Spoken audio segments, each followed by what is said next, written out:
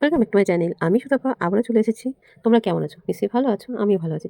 তাই ছোটদের ভালোবাসা আর বড়দের প্রণাম নিয়ে শুরু করলাম আজকে।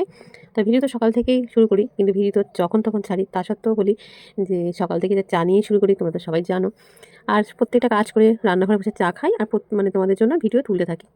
তা চা তো খেয়ে নিয়েছি, চার সাথে বিস্কুটও খেলাম, তার সাথে দেখো টিফিন করবো বলে সব কিছু রেডি করে নিয়েছি, আর এদিকে বসিয়ে দিয়েছি কড়াই। তা এক একদিন তো এক এক রকম টিফিন করা হয়, কখনো মুড়ি, কখনো রুটি, কখনো সুজি, বা কখনো পাস্তা, যেমন আর কি হয়। তা দেখো কড়াই বসিয়ে দিয়েছি, তার মধ্যে একটু জিরে, শুকনো লঙ্কা দিয়ে ছোটো ছোটো করে কেটে রাখা গাজরটা একটু ভেজে নিলাম। তা এই রেসিপিটা আমি আজকে প্রথম করেছি, কিন্তু খেতে কিন্তু খুব ভালো হয়েছিল। তা দিয়ে লঙ্কা আর লবণ দিয়ে দিয়েছি, কিন্তু যত রকম সবজি দেবে ততই ভালো। তা আমার কাছে আজকে এই সবজিটাই ছিল, আর আলুটা আমি ব্যবহার করিনি। তবে টমেটো দিয়ে ভালো করে একটুখানি নাড়াচাড়া করে নিলাম। যেহেতু এটা শরীরের পক্ষে খাওয়ার জন্য ভালো, তাই হচ্ছে ডায়েট চার্টের মতন, তার জন্য খুব মানে আলু টালু কিছুই দিলাম না, এরকম সিম্পলভাবে করলাম। তা দেখো দিয়ে দিয়েছি ওটস, দেখতে পাচ্ছ। তারপরে টমেটো আর গাজরের মধ্যে একটুখানি ওটসটা একটুখানি ভেজে নিলাম, ভেজে নিয়ে দিয়ে দিলাম পরিমাণ মতন জল। এই দেখো, খুব একটা জল দেওয়ার দরকার নেই। এখানে হয়তো 1 কাপ মতো সুজি আছে, সেখানে 1.5 কাপ মতন জল আছে। তা নাড়াচাড়া করতে হয়ে যাবে, জিনিসটা গাঢ়ই হবে। আর লবণ, গাজর, টমেটো, কাঁচা লঙ্কা এই দিয়েছি। আর উপর থেকে এখন দিয়েছি মৌরি, ভাজা মৌরি গুঁড়ো করে রেখেছিলাম, সেটা দিলাম।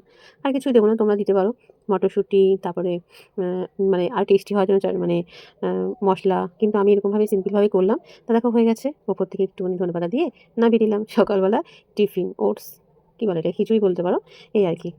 তা খেতে কিন্তু খুব ভালো হয়েছিল। প্রথমবারই আমি করলাম আর প্রথমবারই খেলাম। এমনি ওটস খাওয়া হচ্ছে, কিন্তু এরকমভাবে কোনোদিন খাইনি, আজকে ফার্স্ট খেয়েছি। মানে কিন্তু খেতে খুবই ভালো হয়েছিল। এই দেখো ওপর থেকে গার্নিশিংয়ের জন্য আরেকটু ধনেপাতা দিলাম, দিয়ে এখন গরম ঠান্ডা করে খেয়ে নেবো, ঠিক আছে? এ দেখো, তাই এটা তো হয়ে গেছে। এবার তো রান্না করব, কী, কী রান্না করব সঙ্গে থাকো। আর আমার রান্নাটা খুবই সিম্পল, তোমরা সবাই জানো। একটা নরমাল বা মধ্যবিত্ত প্রত্যেকের ঘরেই থাকে, কিন্তু রান্নাটা হয় পুরো নরমাল। তা আজকেও ভাতে দিয়ে দিচ্ছি আলু আর সিম, সেটাই তোমাদের দেখালাম। আর আলু সিম মাখার জন্য তেল লঙ্কাটা তুলে রেখে দিচ্ছি, কেননা ভাজা লঙ্কা দিয়ে মাখলে তার টেস্টটা বেশি ভালো হয়, তার জন্য। তারপরে ওই কড়াইটায় আবার বসিয়ে দিলাম। এদিকে মুসুর ডালটা মানে মানে ভিজানো হয়নি, মানে ভালো করে ধুয়ে একটু ভিজাতে দিয়েছি মশলাটা করতে করতে। তা এটা মানে তারপরে পেস্ট করে নেবো, বুঝতে পারছো? এই দেখো, তার আগে আমি দেখাইনি তোমাদের যে কড়াইতে তেল দিলাম, ওটা হয়তো বেগুন ভেজে নেব এটা রেডি করতে করতে। তা মিক্সি বাটিতে দেখো মুসুর ডাল, আদা, তোমার রসুন, লঙ্কা, ঠিক আছে, এসব দিয়ে একটু পেস্ট করে নেবো বড়াটা ভাজার জন্য। তা দেখো হয়ে গেছে, নাবিয়ে নিলাম। আর এর মধ্যে দিয়ে দেবো লবণ, হলুদ আর কালো জিরে। যে কোনো বড়াতে কালো জিরে দিলে দেখবা খেতে ভালো লাগে, আর কালো জিরেটা শরীরের পক্ষেও খুব ভালো, তাই না? যাদের ঠান্ডা লেগে যায় তাদের পক্ষে খুবই ভালো। একটু ভালো করে মিশিয়ে নেবো কালো জিরে দিয়ে। আর রসুন আর আদা তো দিয়েছি, আর আদা দিলে তো ভালোই লাগে, আর রসুন দিলে তো আরও বেশি ভালো লাগে, তাই না? খুব সুন্দর একটা গন্ধ বেরোয়। তা দেখো বেগুন ভাজা তুলে নিয়েছি, সেটা তোমাদেরকে দেখায়নি, কেন বেগুন ভাজা তো প্রতিদিনই দেখাই, তো আজকে দেখায়নি। তা দেখো দিয়ে দিয়েছি বড়াগুলো, আর একটু তেল দিলাম তার মধ্যে। তা যতটা পরিমাণে ধরে ততটা পরিমাণেই দেবো। আর এটা একবারে ভাজা হয়নি, কিন্তু তোমাদের একবারই আমি দেখাচ্ছি, বুঝতে পারছো? আর একবার দিয়েছি, তা আবারও দিলাম, মানে আর ছোটো ছোটো করে দিচ্ছি, খুব একটা বড় করছি না বড়াগুলো। বড়াগুলো একটু ছোটো ছোটো করে দিচ্ছি। এই দেখো আরও আছে, যেটা পরে ভেজে নেবো, ওটা তুলে নিয়ে। তাই দেখো হয়ে গেছে, উল্টে পাল্টে নিয়ে ভেজে নেবো যেমন করে বড়া ভাজা। এরকম বড়া যদি তোমরা টক রান্না করো না, তাহলেও ভালো লাগে, জানো তো? তাই দেখো উল্টে পাল্টে ভেজে নিচ্ছি লাল লাল করে, আর গরম গরম খেতেও খুব ভালো লাগে। তা যে কোনো জিনিস রান্না করলে বাড়িতে যদি কেউ থাকে, তাদেরকে আমি বলি যে গরম গরম খেয়ে নাও, ছেলেই থাক, মেয়েই থাক, আর বা বড়ই থাক, আমিও দু একটা খাই। বুঝেছো? তাই দেখো ভালো করে ভেজে নিচ্ছি, ভেজে তুলে নিলাম সব বড়াগুলো। আর প্রথমেরটা দেখালাম, কিন্তু পরের বড়াগুলো তুলে নিয়েছি, সেটা তোমাদেরকে দেখাইনি যে ভেজেছি। একই জিনিস আর কি দেখাবো, তার জন্য। তা দেখো ওই তেলের মধ্যে দিয়ে দিলাম সাদা জিরে, শুকনো লঙ্কা আর তেজপাতা। এবার ফোড়নটা একটুখানি ভেজে নিয়ে দিয়ে দেবো কেটে রাখা আলু। আলু তো আগেই কেটে রেখেছিলাম, তোমাদেরকে দেখাইনি। দিয়েছি, আলুটা দিয়ে দিলাম। এবার আলুটাকে একটুখানি ভেজে নেবো তেলের উপরে, তাহলে বেশ খুব সুন্দর হয়। আলুটা বেশ ভাঙা ভাঙা টাইপের মোমের মতন হয়ে যায়, খুব ভালো লাগে, তার জন্য। তো তো দেখো আলুটাকে তো লাল লাল করে ভাজা হয়ে গেছে। এবার এর মধ্যে দিয়ে দেবো আস্তে আস্তে তোমার নুন, হলুদ, তারপরে এটা দিয়ে একটুখানি ভেজে নেবো।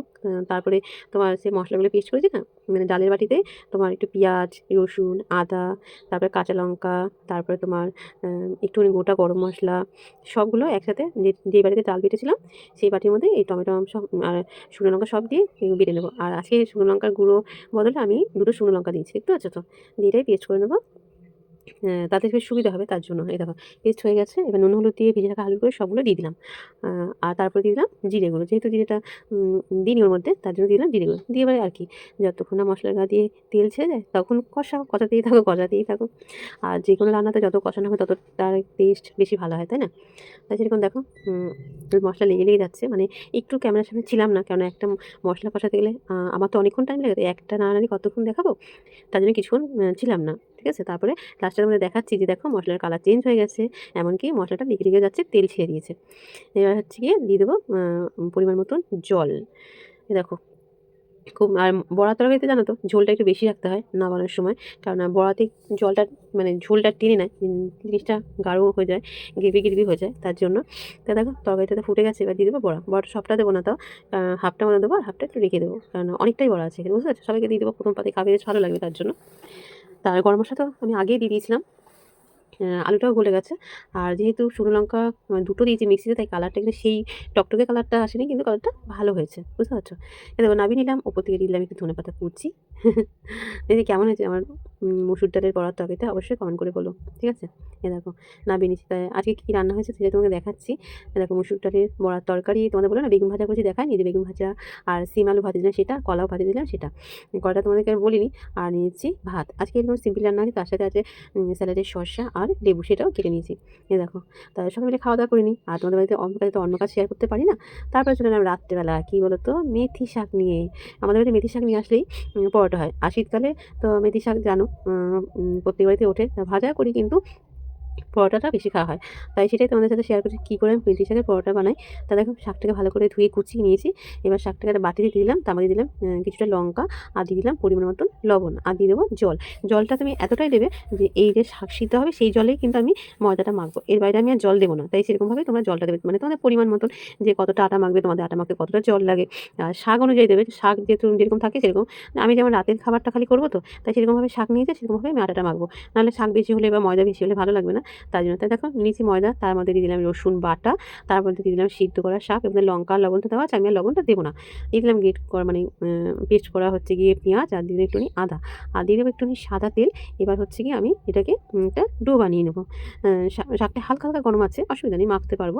তাই দেখো আমি আর জল ব্যবহার করবো না। এই যে সিদ্ধ করার জল দিয়েছিলাম সেই জলের মধ্যেই আমি হচ্ছে গিয়ে ময়দাটাকে মেখে নেবো, মেখে নিয়ে একটা ডো বানিয়ে নেবো। খেতে খুব ভালো হয় জানো তো। তোমরা কী করে বানাও জানি না, আমি এরকমভাবে বানাই, তোমরা অবশ্য বানিয়ে দেখো। বুঝেছো? খুবই সিম্পল, মনে হয় যে খুব কঠিন না, কোনো কঠিন নয়, সিম্পল। আর তোমরা যদি আদা, পেঁয়াজ, রসুন না খাও তাহলে সিম্পলভাবে করবে। সেই ক্ষেত্রে তোমরা দিতে পারো একটু ভাজা মশলা, জানো তো? তা আমি তো এভাবে করলাম। তো দেখো মাখা হয়ে গেছে। এবার লেচি কেটে নেবো। দেখতে পাচ্ছ ডোটা কত সুন্দর হয়েছে, আর শাকটাও দেখা যাচ্ছে। আর এর থেকে বেশি ময়দা দিলে শাকটা দেখা যেত না। তাই এরকম মাখলে শাকটাও থাকে, ময়দাটাও থাকে, বেশ ভালো লাগে দেখতে। তাই একটু ময়দা মাখিয়ে নিলাম। এবার এটা বেলে নেবো। বেলে নিয়ে আমি বসিয়ে দিচ্ছি একটা লোহার তাওয়া, তাতে দিলাম একটুখানি সাদা তেল, সরি ভয়েসটা তো পরে দিতে হয়, তাই কী বলতে কী বলি আমি জানি না। তারপরে এবার একে একে উল্টে পাল্টে ভেজে নেবো। তোমাদের সবটা ভাজা দেখাবো না, দুটো ভাজবো সেটা তোমাদের দেখাবো। কেন যদি ভাজা ভাজাই দেখায় তাহলে ভিডিওটা অনেক বড় হয়ে যাবে। আর সবাইকে বলো ভিডিওটা স্কিপ করো না। আর বলি তোমরা না সবাই আমার অ্যাডটা দেখো, আমি তোমাদের সবার অ্যাড দেখি, বুঝতে পারছো? তোমরা যদি চেক করতে চাও চেক করতে পারো, কিন্তু আমি দেখেছি আমার অনেকেই ভিডিও দেখে, কিন্তু আমি সেভাবে আমার ডলার ওঠে না, 1 কি 2 ওঠে এরকম, বুঝতে পারছো? তাই তোমাদের সবাইকে বলছি আমি তোমাদের সবার ভিডিও ফুল ওয়াচ করি, তোমরা আমার ভিডিও ফুল ওয়াচ করো। তো দেখো সব ভাজা হয়ে গেছে, থালা নিয়েছি। তাই কেমন হয়েছে অবশ্যই বলো। বেগুন ভাজা, শসা সব দিয়ে নিয়েছি, আর উপরে মেথি শাক দিয়ে গার্নিশন করেছি। তাই দেখো সবগুলোই একসাথে নিয়েছি, তাই সবাইকে দেবো এবার। তা কেমন হয়েছে ভিডিওটা অবশ্যই বলো। ভালোবেসে পাশে থেকো, সবাই সুস্থ থেকো, ভালো থেকো। দেখা হবে নতুন কোনো ভিডিওর সঙ্গে। এখন ওর মতো আসি।